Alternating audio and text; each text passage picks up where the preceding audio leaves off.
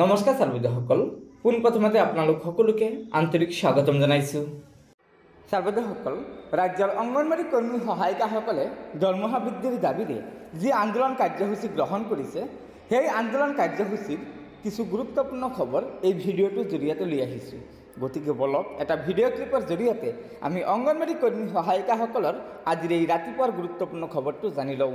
তাৰ আগতে আপোনালোকক এটা অনুগ্ৰহ কৰি আমাৰ এই ভিডিঅ'টো লাইক শ্বেয়াৰ কৰিব আৰু পৰৱৰ্তী সময়ত ৰাজ্যৰ অংগনবাড়ী কৰ্মী সহায়িকাসকলৰ বিভিন্ন খবৰসমূহ পোনপ্ৰথমে পাবলৈ অনুগ্ৰহ কৰি আমাৰ এই চেনেলটো ছাবস্ক্ৰাইব কৰি ল'ব।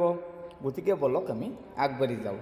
অংগনবাড়ী কৰ্মী সহায়িকা সন্থাই ধাৰাবাহিকভাৱে কাৰ্যক্ৰমতা আগবঢ়াই নি আছোঁ। আজি চতুৰ্থ দিনাও অসম চৰকাৰে আমাৰ যি মাননি বৃদ্ধি হাতত লৈছিলে, সেই মাননি বৃদ্ধি ঘোষণা কৰা নাই। যিহেতু এই বিজেপি চৰকাৰে নাৰী সবলীকৰণৰ ওপৰত যথেষ্টখিনি কাম কৰিছে আৰু কৰিম বুলি তেওঁলোকে দৃঢ় প্ৰতিজ্ঞ হৈছে, কিন্তু আমি অংগনবাড়ীখিনিও একোগৰাকী নাৰী, এই নাৰীসকলৰ প্ৰতি এই চৰকাৰৰ কোনো সৰলতা মনোভাৱ আমি দেখিবলৈ পোৱা নাই। যিহেতু সেইকাৰণে আমি এই চৰকাৰখনক ধিক্কাৰ দিবলৈ বাধ্য হৈছোঁ।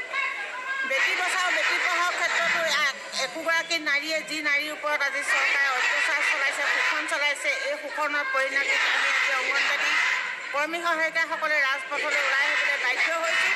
যিহেতু যদি চৰকাৰে 12 ফেব্ৰুৱাৰীৰ দিনাখনো বাজেটত আমাৰ অংগনবাড়ী চৰকাৰে অংগনবাড়ী কৰ্মচাৰীৰ প্ৰতি সহানুভূতি নেদেখুৱায়, তেতিয়াহ'লে আমি 13 ফেব্ৰুৱাৰীৰ পৰা পুনৰ অনিৰ্দিষ্টকালীন আন্দোলন কৰিম বুলি আজি আমি সন্থাৰ জৰিয়তে ঘোষণা কৰিছোঁ। যি আন্দোলন কৰিম সেই আন্দোলন কিন্তু আমাৰ অনিৰ্দিষ্টকাললৈ হ'ব আৰু সকলো কাম কাজ আমাৰ বন্ধ থাকিব।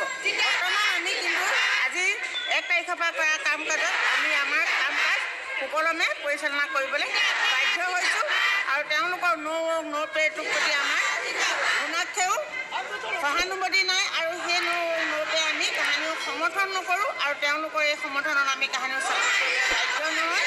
এই আন্দোলন কৰিম বুলি আমি আজি দৃঢ় প্ৰতিজ্ঞ আৰু অনিৰ্দিষ্টকালীন আন্দোলন কৰিম বুলি আজি আমি ঘোষণা কৰিছোঁ।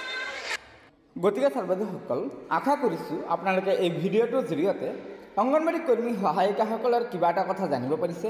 সেয়েহে আমাৰ এই ভিডিঅ'টো লগৰ বান্ধৱীসকলক শ্বেয়াৰ কৰি আজিৰ এই খবৰটো জনাই দিব।